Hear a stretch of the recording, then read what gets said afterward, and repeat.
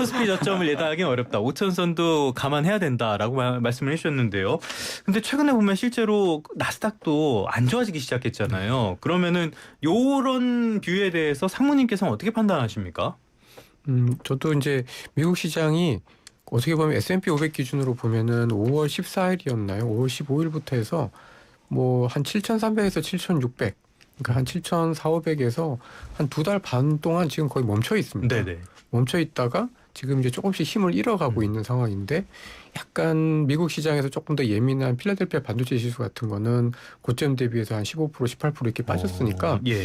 약간 방향은 저도 7, 8월에 한 번 더 미국 시장이 조금 더 내려올 가능성이 좀 크지 않나 그렇게 좀 보여지고요. 아무래도 이제 미국 시장이 한 번 더 좀 레벨이 좀 떨어지게 되면 당연히 저희도 이제 영향이 있겠죠. 네.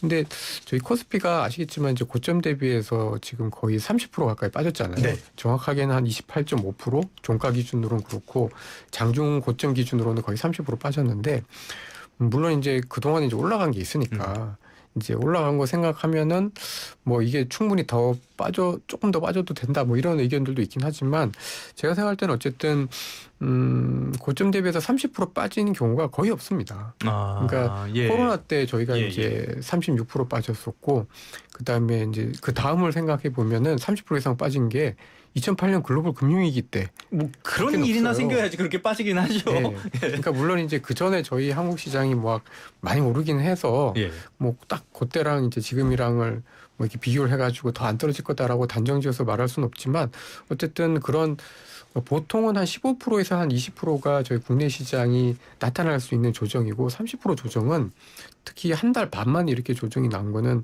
대단히 이례적이긴 해요. 네네. 그래서 저는 어느 정도 이렇게 주가의 어떤 가격적인 조정은 거의 끝나지 않았나. 그래서 오히려 지금부터 조금씩 흔들리는 시점, 특히 이제 코스피 이제 7천 밑에서는 저는 조금씩은 사도 된다. 근데 네네.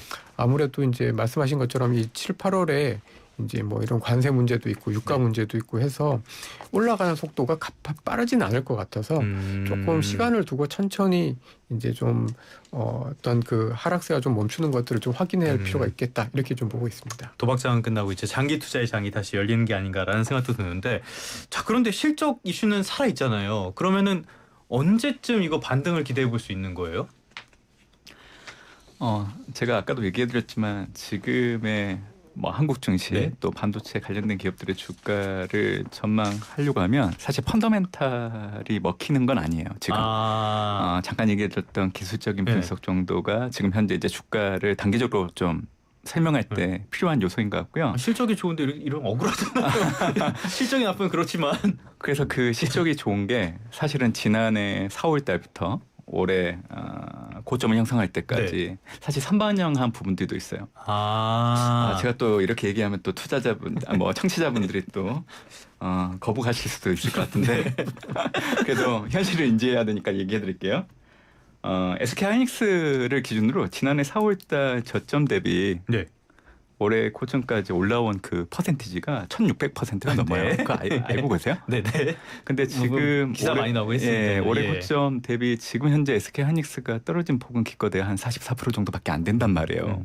그 기간이 1년 4개월 정도밖에 안 돼요. 그러니까 15개월 정도. 이게 정확할 겁니다. 15개월 정도.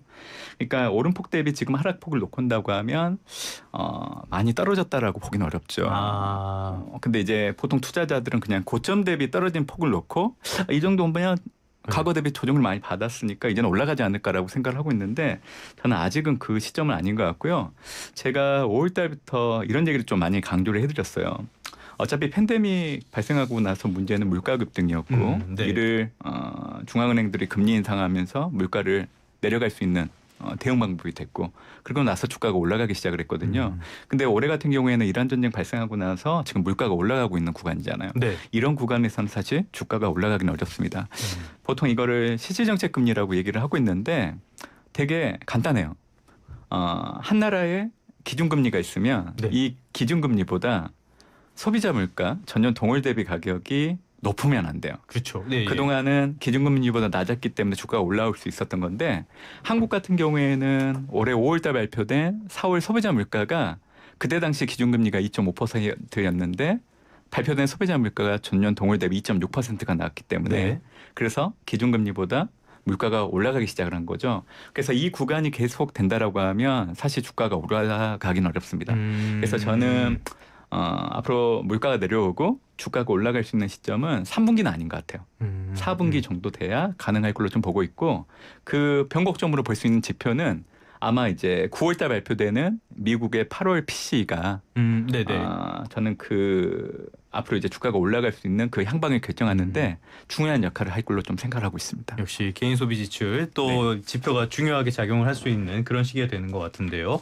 자, 그럼에도 불구하고 최근 들어서는 외국인들이 4거래일 연속으로 매수세를 보여주기도 하고 그렇단 말이죠. 요것도 외국인들이 이렇게 다시 시장에 들어오고 있다는 거. 요거는 어떤 저점 매수의 신호탄 정도로 봐도 돼요? 조심스럽게 안 됩니까? 아니 근데 자신이 없어졌어요. 그 외국인 투자가들이 어쨌든 그 소위 말해서 이제 리밸런싱에 대한 그 필요들이 굉장히 좀 컸는데 주가가 워낙 많이 떨어지다 보니까 자연스럽게 끝난 겁니까 이제? 국민연금도 그렇고 외국인들의 어떤 리밸런싱 수요가 확실히 좀 줄어든 것 같아요. 그러니까 특히 이제 5월달, 6월달 외국인들이 팔 때 보면 그 제가 이렇게 계산을 해보니까 하루의 평균적인 매도 금액이 거의 똑같더라고요. 예.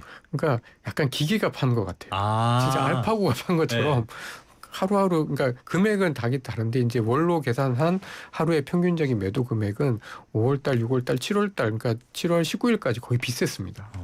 그러니까 저는 이제 진짜 약간 리밸런싱이라고 볼 수 있는 측면도 분명히 있다. 이렇게 좀 보여지고 이미 주가가 많이 빠졌기 때문에 이제 그런 필요가 줄어들면서 자연스럽게 이제 외국인이 매도가 줄었고 그리고 이제 외국인들 입장에서 봤을 때는 어쨌든 한국 시장이 그렇게 실적이 좋은데 어쨌든 주가가 많이 빠졌으니까 또 뭐 약간 일부 외국계 증권사에서 또 좀 긍정적인 이야기들도 하고 하니까 그러면서 이제 돈이 좀 많이 들어오지 않았었나.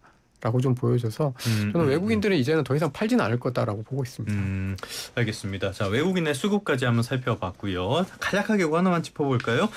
지난번에 그 깐부회동 지금 이재명 대통령이 또 나가셔가지고 사람들 많이 만나고 기업 총수들도 미국에서 누구 만나고 이런 얘기하고 있잖아요.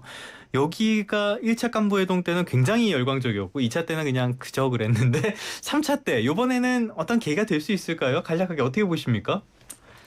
학습 효과라는 부분들을 놓고 온다고 하면 그 뭔가 부정적인 말씀을 해주실 것 같았어요. 투자자들이 생각하는 그런 모멘텀들이 좀 약간 줄어들 여지는 있다라고 생각을 해요. 그리고 지금은 주식시장이 좋지가 않잖아요. 그러면 그때 당시보다는 투자자들 입장에서 가지고 있는 주식이 손실나 있는 상황이기 때문에 아마 긍정적으로 해석하지는 않으려고 할 것 같아요.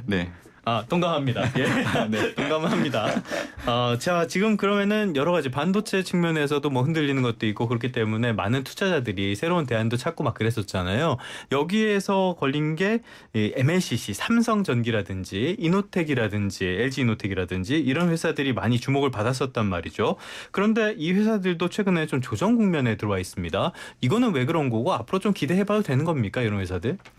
근데 이제 전자 하이닉스도 엄청 올랐는데요. 전기는 뭐 올해 저희 코스피 상상 초월하죠. 200 종목들 중에서 제일 많이 오른 종목이고 LG 이노텍도 열심히 삼성전기를 따라서 엄청 오른 종목이기 때문에 그러니까 이제 결국 이 주가의 하락이 저는 이제 근본적인 원인 중에 하나가 AI 투자를 계속해서 열심히는 하고 뭐 구글 같은 기업, 알파벳 같은 기업들 막 출혈을 하면서까지 열심히는 투자를 하는데 그러니까 출혈 경쟁을 하다 보니 이게 이제 얼마나 지속적이냐, 지속성이 있느냐에 대해서 퀘스천을 막 가지고 있는 상황에서 출혈 계속하면 죽죠. 그러니까 이제 이게 지속 가능하지 못하다라는 거죠. 그러니까 이제 올해 어떻게 보면은 미국의 빅테크 기업들하고 반도체 주를 보면은 완전히 역의 관계를 보였었잖아요. 그리고 이제 어제는 이제 구글이 좀 많이 빠졌지만 그 전까지만 해도 반도체 주가 오르면 빅테크 기업들 빠지고 빅테크 기업들이 오를 때는 오히려 반도체 주가 또 빠지고 이랬었는데 이제 지금 좀 그런 부분에 있어서 이게 과연 지속 가능하냐에 대한 의구심들이 좀 있는 것 같습니다. 그래서 저는 전기도 그렇고 LG 이노텍도 그렇고 똑같은 스토리라고 봐요. 그러니까 반도체주가 안정을 찾으면은 이제 조금 더 공급이 부족하고 훨씬 더 그 데이터 센터에 들어가는 데 훨씬 더 많이 들어가는 품목이라고 지금 얘기가 되고 있기 때문에 굉장히 좀 빨리 반등을 할 거고 데이터 센터가 흔들린다. 라고 하고 뭐 지속성에 대해서 의구심이 있다라고 하면은 전기나 이노텍 같은 기업들이 올라오는 데 있어서도 분명히 좀 한계가 있을 거다. 저는 그래서 반도체랑 똑같은 네. 기업들이다 이렇게 좀 보고 있습니다. 그 LG노텍은 MSCI 편입 가능성 요것도 제기가 되잖아요. 요 그렇다면은 패시브 자금이 들어올 가능성도 있는 거 아닙니까? 아 그렇죠. 네. 그러니까 이제 이게 편입이 되면은 사실은 근데 편입된다라는 그 기대가 있을 때 그 전에 한두 달 전부터 사실 돈이 이미 네. 많이 들어오고 네. 주가가 좋아지게 됩니다.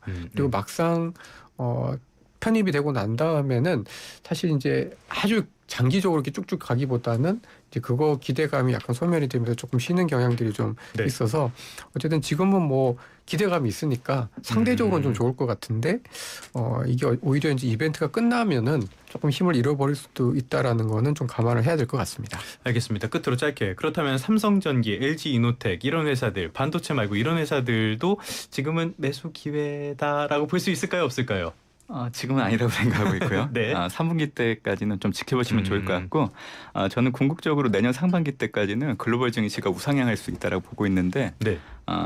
그 바탕에는 이제 미국의 경기 확장이 지속될 수 있기 때문에 기업 실적은 증가하고 그 이유가 바탕이 되는 겁니다. 네네. 올해 3분기 때는 제가 증시를 보수적으로 보지만 올해 4분기 때부터는 금리 불안이 좀 낮아질 거로 좀 보고 있기 때문에 예. 한국 증시를 포함해서 글로벌 증시는 4분기 때 상승 전환할 거로 좀 보고 있기 때문에 지금 투자자들한테 가장 필요한 거는 인내라고 저는 생각을 하고 있습니다. 원래 개인 투자자들이 10% 떨어지면 참고 1% 오르면 팔고 이런 아무튼 지금은 인내가 필요한 시점 전략적으로 움직이시는 게 좋겠습니다. 오늘은 허재환 유진투자증권 상무 문남중 대신증권 글로벌 전략팀장 두 분과 함께했습니다. 오늘 말씀 고맙습니다. 감사합니다.